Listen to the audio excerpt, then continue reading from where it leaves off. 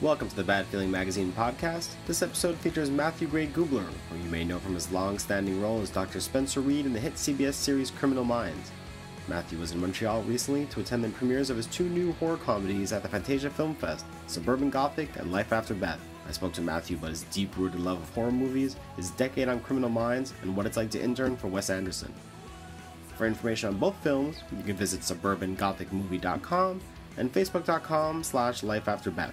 You can also listen to our podcast with Matthew's Suburban Gothic co-star Ray Wise over on our site at badfeelingmag.com or via iTunes. You can keep up with us online over at facebook.com/badfeelingmag, and we're at badfeelingmag on Twitter. That's the best way to keep up to date on our latest reviews and interviews and all of our current contests. Right now, we've got a pair of tickets to see Deaf Heaven in Montreal on September 20th, and we've got plenty more giveaways on the way. The intro and outro music this week is courtesy of The Copyrights, whose excellent new album Report is available now via Red Scare Records, iTunes, and anywhere else you purchase music. Now let's get to my interview with the great Matthew Gray Gubler.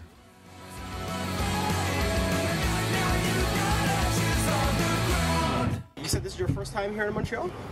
It is. I'm having a marvelous time. Beautiful weather. It feels like all the best parts of Europe and America combined. And when did you get here? I got here on the red eye yesterday morning at like 7 a.m. It's been a weird... it's all catching up to me slowly. Yeah.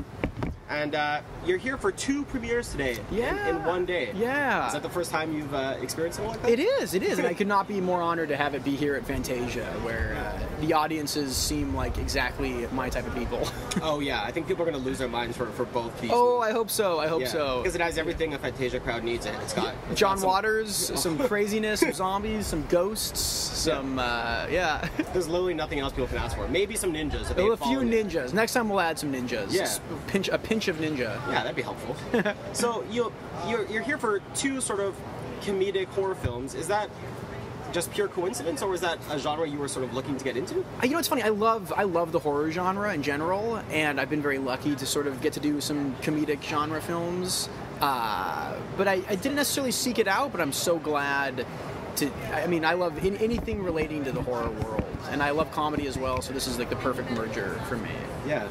And, what type of horror films were you a fan of before coming to this? Just kind of everything, and truthfully, like the early Universal films were some of my fondest memories as a child of watching movies or horror movies.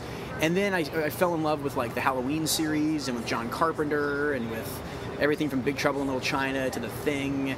I love, Hitchcock's my favorite filmmaker of all, and I think you could argue that he created horror as we know it with Psycho and The Birds and... I love it all, man. I love ghost movies. I love Polanski. I love I love them all, man. William Castle's one of my favorite filmmakers. A lot of great stuff coming out of Japan. I love Takashi Miike. Yeah, so you're actually deep in the horror genre. I'm deep. No, I'm deep in it. I'm not like, there's, it's part of my blood. I hope to one day direct some great horror movies, and I just love, Vincent Price is my favorite actor, so. Oh, wow. They just announced, right? Universal has plans to sort of they're bring back all these classic... some of these classic horror movies. You have to get attached to that. I would love that. Yeah. So, let's talk about Suburban Gothic for a little bit. There's sort of like a crazy, manic energy to this movie. Oh, absolutely. That's well put. Oh, thank you. Yeah, that stems all the way down from Ricky Bates Jr.'s crazy, manic energy. Yeah.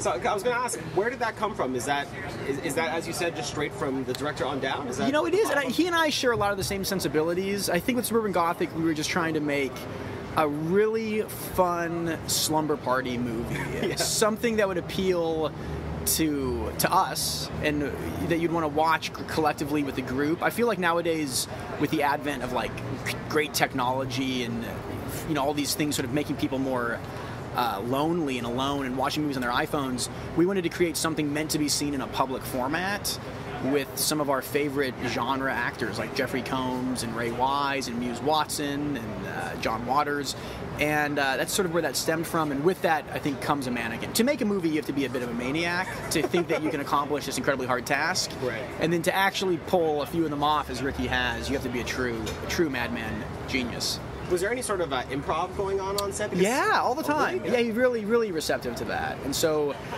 we met. I had a small part in his first film, and he let me improv. I sort of just started improvising that, and that's what sort of inspired him to make the second film. That was Excision? Excision, yeah.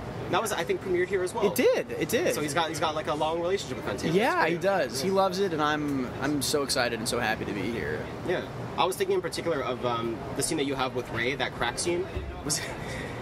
That just sort of was any of that improvised? Because the banter is so fast. It absolutely was. In Dwark Fakwara, you mean? So you've seen Suburban Gothic? Yeah, it's awesome. No one's really seen it. Yeah. Not to make fun of the technology thing, I did watch it by myself on a laptop. It's a good way to do it, man. And I'm seeing it again tonight. Oh, good. Yeah, Dwark Fakwara. That was a total. That was all. A lot of that movie was improvised, and that scene in particular. I was like, there's no way this was. What movie? Yeah. What movie? He's running with bullets. I can't believe he came out of nowhere. I'll watch that one first. Yeah. I remember it well, man. Yeah, and there's a lot of lines like that just seem sort of like off-the-cuff conversations that normal people would have. It was absolutely... Or like an intense sort of adversarial relationship, but they flow so easily between the two. Oh, thanks. Good ear, man. That was totally an improvised moment. It was. Huh? Okay, great, yeah. But just, in terms of you doing these types of roles, a lot of people know you, of course, from Criminal Minds. Mm-hmm. Now, how long have you been on that show? How many years? We just started our 10th year. It is, okay. I thought that was a mistake when I looked it up. No, I thought so too. I was like, has it really been that long? It doesn't feel like it, but yeah. 10 years, man. And, that's a great role that obviously people, tightly associate you with. How much of your sort of life or of your year does it take up working on that show? A lot. It takes up 10 and a half months. Jesus. So I have like 5 weeks a year to get to do other projects, and I was very lucky this year to pack in Suburban Gothic and Life After Beth. So, if you're looking to do more feature films, is it something you really have to plan out very early on? Absolutely. It's a little bit of that, but also my heart and my love lies in independent filmmaking. And with indies, it's always sort of fly by the seat of your pants. Like, we got the funding, we can start in 2 days. So it's always some sort of slight miracle that it works out. But also having the ticking clock of like having to go back to Criminal Minds, I think sped up the Suburban Gothic of it all. I'm like, oh shit, we have to actually make this in the next 17 days. Wow. And it sort of helped get it made. Was that the actual amount of time? 17. Wow. Yeah, it might have been 16, actually. Because the movie looks very slick, too. Oh, thank you. It doesn't look like something that was cobbled together. It was a labor of love, quickly made in a loving fashion. Yeah. And, Life After Beth, also, your role in that. How did you... get hooked up with that film? I don't know, actually. I got a letter asking me to read the script and consider this character. I was friends with Aubrey. Okay. And I met Jeff, her boyfriend and the filmmaker, and I just loved him from the moment I met him, and then just went right into it. And I thought it was a mistake at first, because I read the script and my character was described as this muscular meathead, and I was like, I think they think I'm someone else. I was like, maybe they're confusing me with someone else. And then I met him and I realized the brilliance of Jeff Baina's casting is, to take a character like that and have it be inhabited by a scrawny weirdo makes it so much funnier and in a way sadder, because this guy wants to be nothing more than this strong cop, and he's just this sad little guy. Yeah. I mean, sort of thematically, do you think there's any similarities between your roles in both films? It's funny, they're actually very different. It's always a pleasure to play the kind of loud color of a film, which is more of what I am in Life After Beth. Right. I play the brother of the lead, and I'm like the zany, kind of, for lack of a better term, the character. Sure. And in Suburban Gothic, I sort of had the responsibility of being the anchor of the film, and the other people get to have sort of the funny lines and the zaniness. And it was, I loved doing both of them, and it was really, I was very happy to do them both back to back, especially where I got to at times you kind of feel stifled being the anchor, because you know that, and being a guy that I love improvisation, so it's like knowing what's funny but not being able to say it because I know the character, his point isn't necessarily to be funny, it's to keep this, it's to be the heart of the film. Sure. So it was nice to immediately go into Life After Beth where you could just off the cuff say crazy stuff and try to elicit the laugh more than the emotion. So you were able to keep that bottled energy for Suburban Gothic and kind of just unleash? It's exactly how it worked. Literally the day we finished Suburban, I just went right into shaving the head and becoming this insane security guard. Oh, so it was literally back to back. It was back to back, yeah. Wow. Yeah. And what are your plans now for the coming year? I mean, you'll be back on.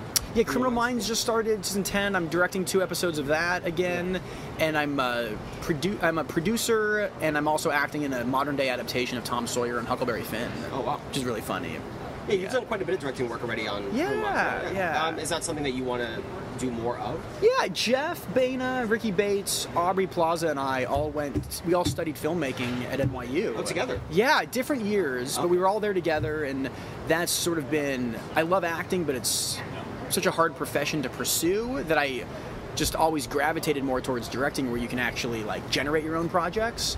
And I just got very lucky and got to act along the way, and it's been a real dream. And you also did a Killers video. I did, right? So yeah. Well, thanks for knowing that. How did that come about? And is that something that you're passionate about as well? Yeah, it is. I love directing, and I'm from Las Vegas. I grew up with the Killers, and we sort of at the same time, when their first album came out, I was in this movie called The Life Aquatic, and they knew that I loved directing, and they approached me about doing this video, and any chance to make stuff I love. And just to touch quickly on Life Aquatic, you probably had one of the most interesting career starts, I think, of almost any actor. Yeah. I mean, you were an intern for Wes Anderson on that film. How did that experience sort of shape the type of work that you want to, or that you're continuing to do now? Just trying to always do my best in anything I'm doing, whether it's interning for someone or washing a car or starring in an insane slumber party film, has always been my goal in life, and to find the genuinity and sincerity in everything you do has been a dream. And I don't know. I love working with Wes in both capacities, as an intern and as an actor. Right. And I'm very honored that he sort of gave me my start as an actor. Yeah. And just to sort of wrap up, what else can people look forward to? When are both these films going to be available for mass audiences to see? Life After Beth is released August 8th. I think wide, and Suburban Gothic, this is the first time people are seeing it on a grand scale. Right? The world premiere. Very honored to have it in Montreal. Yeah, we're very honored to be here, man. Couldn't be happier to be at this festival with this film. Thank you so much. I really Thank you, man. My pleasure. Thank you. Enjoy your stay. Thanks a lot. I'm loving it so far. Yeah, I have to go tomorrow. It's beautiful. I know. It's a great weather. Couldn't be better in that regard. Yeah, and we'll see you tonight at the large hall. I can't wait. I'm so excited, man. Yeah, if it's your first time here, it's going to be good. Oh, good. We have a lot of tricks up our sleeves too. Oh, okay. Yeah. Keep it on the down. Yeah.